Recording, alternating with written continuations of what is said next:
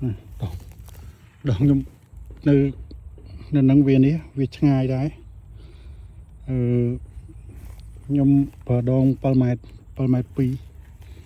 vậy đòn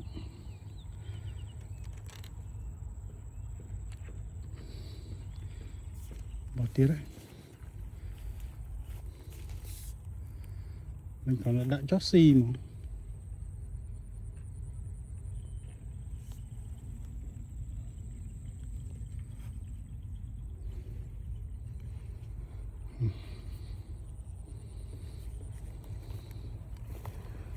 đừng coi mưa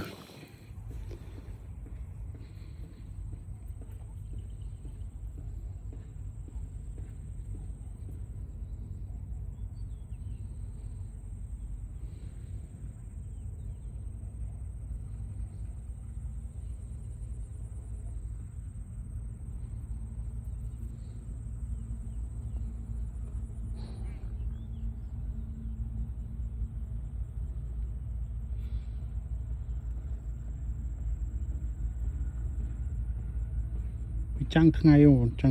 យើងមើលដឹងថាស៊ីមស៊ីមើលប៉ោលើវាបាក់មើលផ្លឹមប៉ោ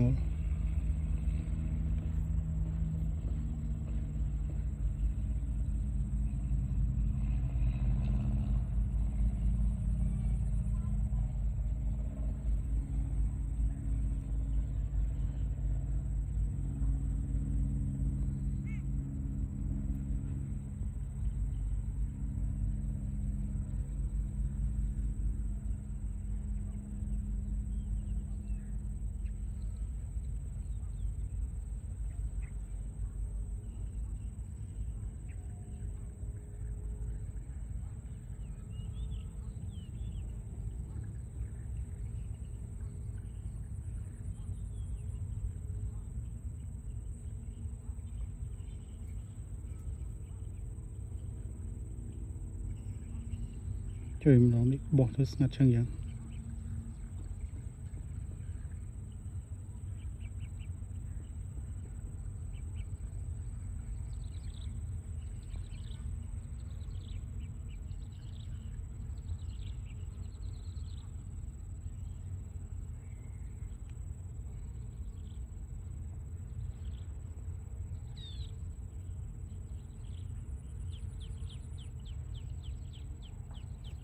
ចឹងហើយស្ងាត់ចឹង